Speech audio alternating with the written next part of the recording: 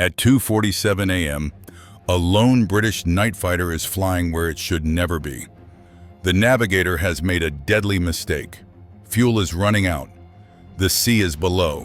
Enemy territory is ahead. One wrong number should have doomed them both, but instead it leads to a discovery that will shake Nazi Germany and change the war in the sky. The altimeter needle trembles at 8,000 feet as the Bristol Beaufighter slices through the frozen blackness over the North Sea. It's 2:47 a.m., December 14th, 1941. No moon, no horizon, just biting cold, endless darkness, and the steady thunder of twin engines clawing through the night. In the front cockpit, the pilot stares into nothingness, eyes burning after hours of patrol. Behind him, the navigator hunches over his chart table, breath fogging his goggles. The temperature outside is -15 Celsius. Inside the aircraft, the cold seeps through metal and bone. His gloved fingers struggle to grip the pencil as he recalculates their position for the third time in 20 minutes. Something is wrong. The numbers refuse to agree. Time airspeed 1 drift. They should be nearing the English coast. But the stopwatch tells a different story. At their cruising speed, they've flown far too long. Farther than they should have. Farther than is safe. The realization hits like a punch to the gut. He didn't subtract for the wind. He added, every correction pushed them farther off course, straight into enemy-controlled airspace. This isn't a small error. It's the kind that ends with an aircraft disappearing into the sea, leaving no wreckage, no answers, only silence. The pilot's voice crackles through the intercom, tight with unease. We should be seeing the coast by now. The navigator opens his mouth to confess, but stops. Wait, the pilot says suddenly. I see lights. Dead ahead. Multiple lights glow in the darkness below, where no lights should exist. And in that moment, a fatal mistake becomes something far more dangerous. By the winter of 1941, Britain is no longer fighting the Blitz, it understands. The Luftwaffe has changed the rules. German bombers no longer arrive in massive formations that British radar can easily track. Instead, they come in small groups, slipping across the coast under cover of darkness, striking cities, factories, and ports with surgical precision, then vanishing back into the night. Somewhere across occupied Europe, the bombers are launching from hidden forward airfields.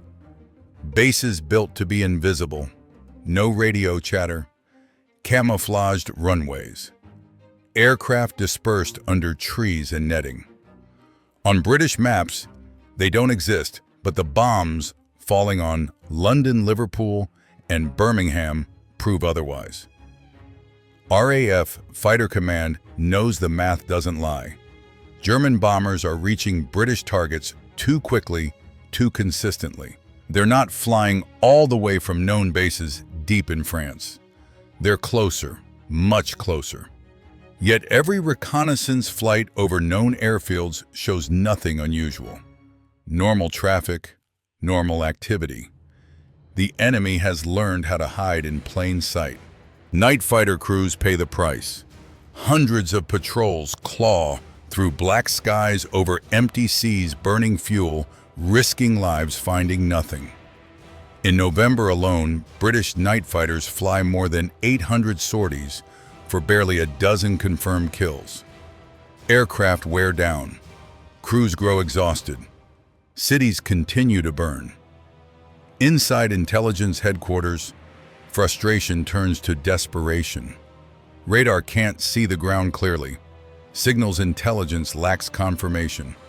Reconnaissance planes search a continent the size of a haystack, hunting for needles that refuse to reveal themselves.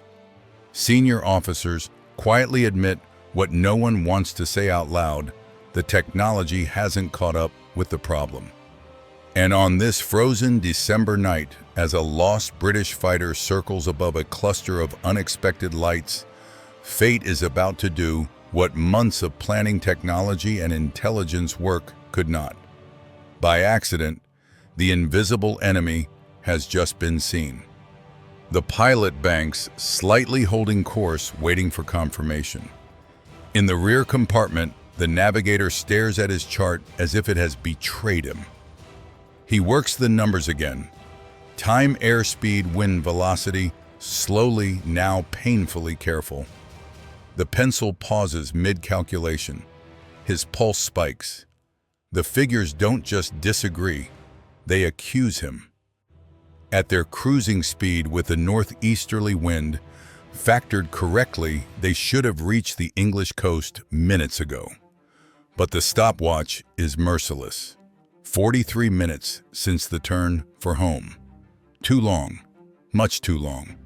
There is only one possible explanation, and it tightens his chest like a vice. They didn't drift west. They drifted east. The mistake reveals itself with brutal clarity.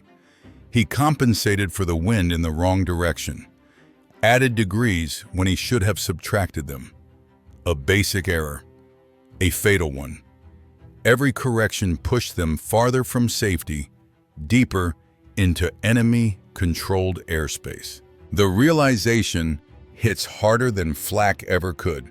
This is how crews disappear. No distress call, no wreckage, just a notation in a logbook and unanswered letters back home. He feels the weight of it instantly. The lives lost to mistakes, just like this. The quiet shame of knowing he may have become one of them. The pilot's voice cuts through the intercom, calm, but edged with tension. We should be seeing the coast by now. The navigator swallows. His mouth goes dry. He's about to confess, about to say the words that could end the mission and possibly their lives, when the pilot speaks again, sharper this time. Hold on, I've got lights ahead. The navigator looks up, heart hammering. Lights don't belong here, not this far out, not on the way home, unless home was never in front of them at all. In that instant, fear collides with possibility. Because if those lights aren't British, then his mistake hasn't just led them astray. It has led them straight into the heart of something no one was ever supposed to find. The pilot reacts without hesitation, slamming the throttles forward and hauling the Beaufighter into a violent diving turn. The aircraft shudders as the first flak bursts, the blossom around them, sharp concussions ripping through the night. Each explosion rocks the airframe close enough that the navigator feels the shock through his chest. Below, the airfield erupts. Searchlights snap on in unison, brilliant white spears cutting upward, sweeping back and forth with terrifying precision. One beam finds them, then another, the aircraft suddenly trapped in a glowing cage of light. For a brief, horrifying moment, the Beaufighter is fully exposed, every rivet, every control surface outlined against the sky. Red tracer rounds claw upward, long chains of fire arcing past the cockpit. The Germans are no longer guessing. They've identified the intruder, calculated its altitude, and begun walking the fire toward it. The pilot forces the nose down harder, pushing the aircraft beyond its comfortable limits, trading precious altitude for raw speed. The controls vibrate violently as the airframe screams in protest. Airspeed climbs. The engines howl. The Beaufighter tears across the darkness, skimming the edge of the searchlight beams, slipping in and out of their reach by seconds. One wrong correction now, too shallow, too steep, and the next burst of flak will find its mark. In the rear compartment, the navigator fights panic with discipline. He braces himself against the fuselage and keeps working pencil, scratching across the chart despite the turbulence. Bearings, headings, time marks. He checks them again and again. If they make it home, this information must be exact. He knows what awaits him. An inquiry, accusations, the end of his flying career. But none of that matters if the numbers are wrong. Gradually, the searchlights begin to fall behind. The flak grows distant, then stops altogether. Darkness closes in once more, merciful and absolute. The Beaufighter races westward at full power, engines straining fuel, draining by the minute. Only then does the navigator allow himself to breathe. They are alive, and they are carrying something the enemy never meant to lose: the location of one of the Luftwaffe's most carefully hidden strongholds. They touch down at RAF Wittering just after dawn, fuel gauges hovering near empty. The engines wind down, metal ticking as it cools, and for a moment neither man speaks. What happened over the North Sea feels unreal now, like a dream that fades with daylight. But the notes in the navigator's notebook are real. The coordinates are real. And whatever they saw out there is very real. The debrief begins immediately. The intelligence officer listens with arms folded, expression hardening by the minute. A navigation error. 60 miles off course. Unauthorized penetration of enemy airspace. Low-level observation over what they claim is a major German bomber base. The words sound reckless when spoken aloud. When the navigator admits his mistake, the room goes cold. Skepticism turns sharp. How can intelligence trust coordinates from a crew that admits it was lost? How can a sighting made at night under fire be considered reliable? The notebook is pushed aside. The report is labeled questionable. The conclusion is swift and brutal. This was a mistake followed by panic and imagination. Both men are grounded pending investigation. By breakfast, the story has spread through the squadron. Some crews quietly believe them. Others shake their heads. A lost navigator inventing a miracle to save his career. That's the version that sticks. The navigator feels the weight of it pressing down. Ridicule doubt the certainty that this error will define him forever. But not everyone dismisses accidents so easily. Late that afternoon, a senior officer reads the report again. He's flown combat. He knows war isn't clean or orderly. He understands that intelligence doesn't always come from perfect plans. It sometimes comes from chaos, from mistakes, from men who survive long enough to report what they saw.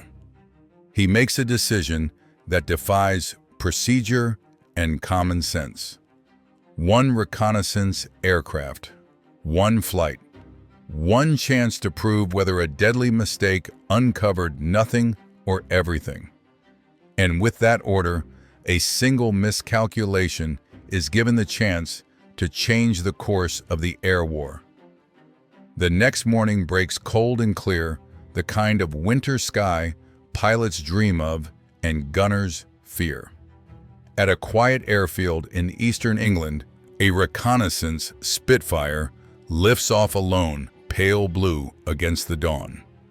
No guns, no armor, just cameras, fuel, and orders to fly straight into enemy airspace and back.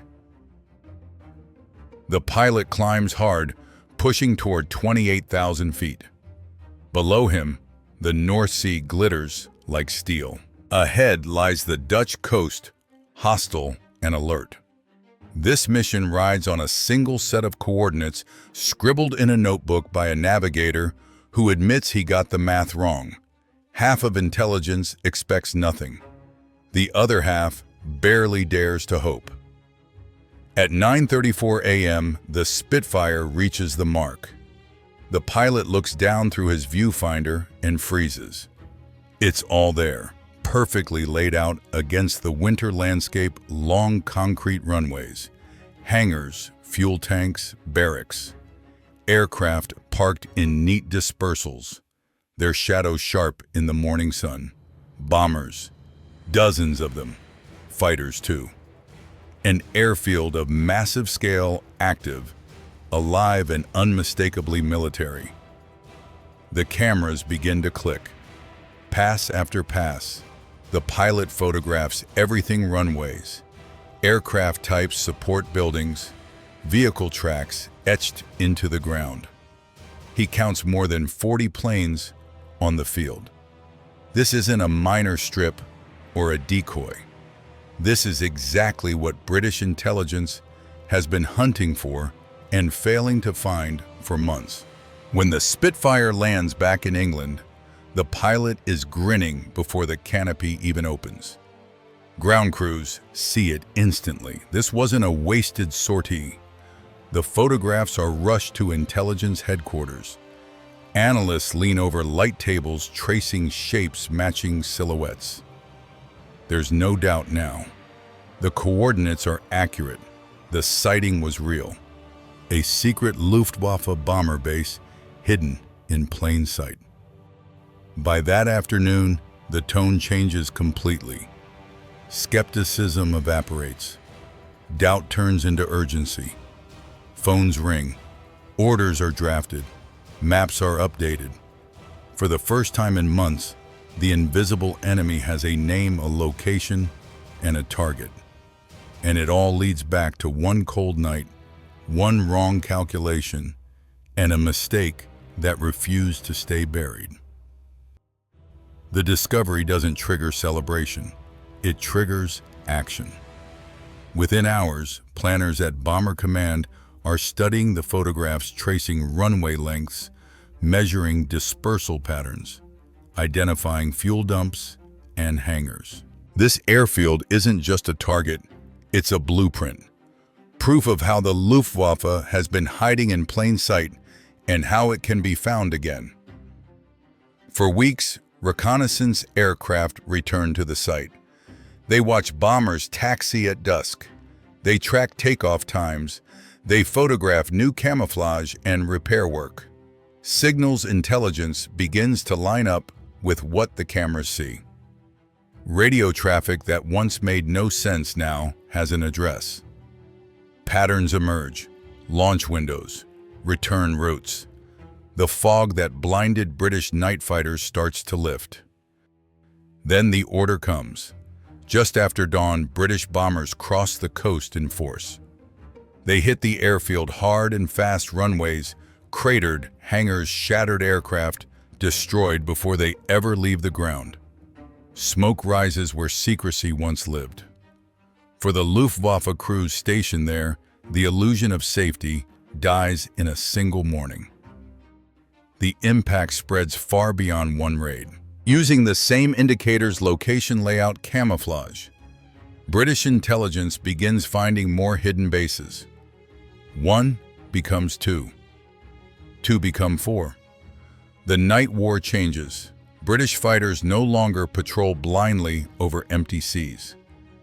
They wait near known launch points. They intercept bombers before they reach British cities. Loss rates climb. German sorties fall. Civilians who would have died in fires and rubble sleep through the night instead. And at the center of it all is a truth no doctrine ever predicted. The breakthrough didn't come from new technology or perfect planning.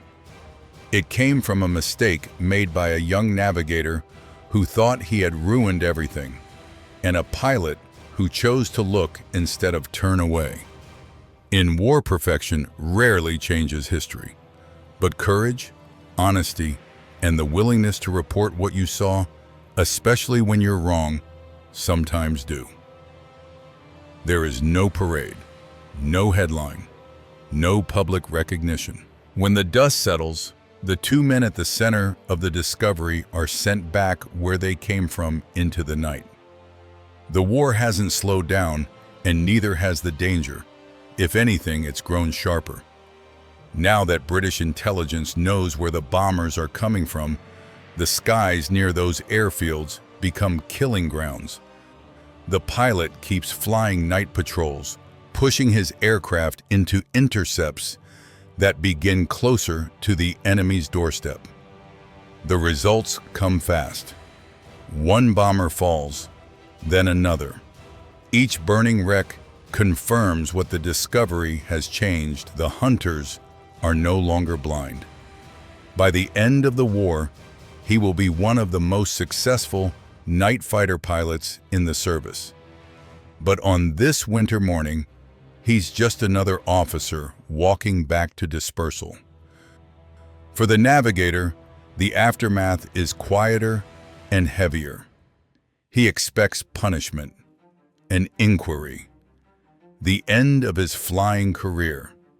Instead, he's told to fly again, to keep navigating, to keep checking his math. He does relentlessly, every heading double-checked, every correction questioned. The mistake that almost killed him becomes the lesson that defines him. Months pass. Raids continue. German losses mount. British cities grow quieter at night. Somewhere out there, bombers that would have taken off never do. Destroyed on the ground, delayed, rerouted, intercepted. The effect is impossible to measure in a single number, but it's written in lives not lost and homes still standing. Years later, when files are opened and reports declassified, the scale becomes clear. One wrong calculation led to the exposure of an entire hidden system. A chain reaction that reshaped the night air war over Europe. The navigator never claims credit.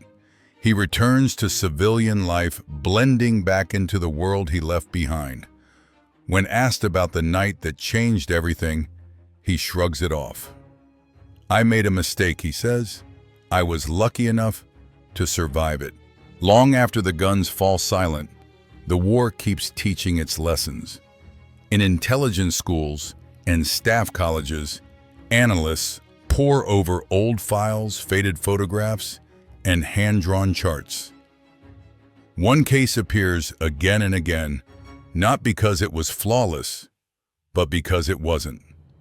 A navigation error, a wrong correction, a moment when everything should have gone wrong. From that mistake, a new way of thinking takes shape. Allied intelligence begins to understand that the enemy's greatest strengths, secrecy, discipline, camouflage, also create patterns. Hidden airfields must still breathe. Aircraft must still land, refuel, and take off. Runways must still align with wind and terrain. What was once invisible becomes predictable. The discovery sparks methods later used to find rocket sites, submarine pens, radar stations, entire networks that were never meant to be seen. For the men who lived it, the moment fades into memory. The pilot moves on, his name recorded in squadron histories and combat reports. The navigator goes home after the war, returning to a quiet civilian life. No medals for discovery, no speeches, just another veteran in a country full of them. When journalists eventually find him years later, they expect a hero story. What they get instead is humility. "I got the math wrong," he tells them. Anyone could have done that. What he doesn't say, but history makes clear, is that not everyone would have spoken up. Not everyone would have written it down. Not everyone would have trusted their own mistake enough to report it. World War II is often remembered as a conflict decided by generals, machines, and grand strategies. But sometimes its course turns on something smaller, colder, more human. a pencil shaking in a gloved hand, a pilot willing to look instead of turn away, and the courage to admit you were wrong when being wrong could change everything. On the night it happened, none of it felt historic. There was no sense of destiny in the cockpit, only cold darkness and the creeping certainty that something had gone terribly wrong. Two young men in a machine never meant to forgive mistakes were simply trying to survive until sunrise. That is how history often turns. Not in command rooms or perfectly planned operations, but in moments of doubt when someone realizes they are wrong and chooses not to hide it. In war, mistakes are expected to be buried. Errors quietly erased. Careers protected. But this one wasn't. It was written down, reported, argued over, flown again, in daylight. And because of that, the night sky over Britain changed. Bombers were intercepted closer to their source. Airfields once thought untouchable burned. Civilians who would have died slept through the night instead. The ripple spread far beyond one base, one raid, or one winter. It reshaped how intelligence officers thought, how reconnaissance was flown, how the enemy was hunted. The navigator never saw himself as the reason. To him it was luck. To history it was something else, accountability under pressure. The willingness to say, this is where I went wrong and this is what I found. World War II produced countless heroes, defined by bold action. This story belongs to a different kind. One defined by honesty, restraint, and a decision made after the realization of failure.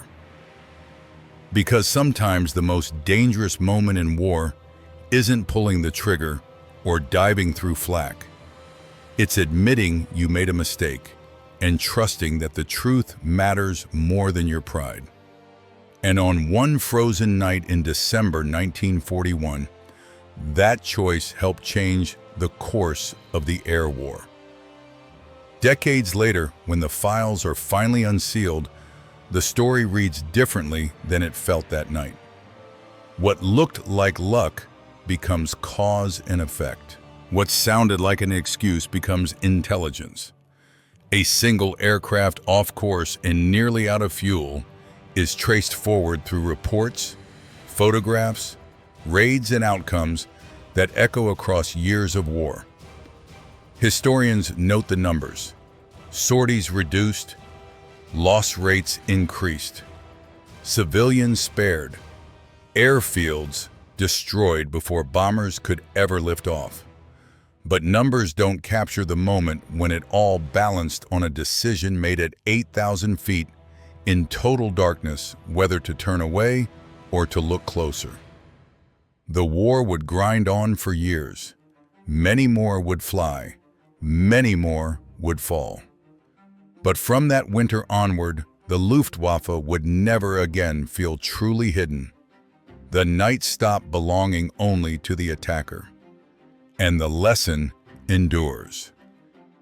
In modern military doctrine, this case is still taught not as a triumph of technology, but as a reminder of something older and harder to quantify. That intelligence doesn't always come from brilliance.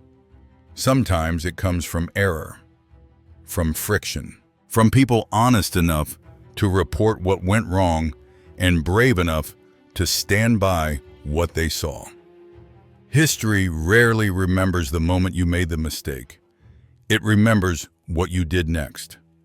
And on one cold December night, that choice mattered more than anyone could have imagined.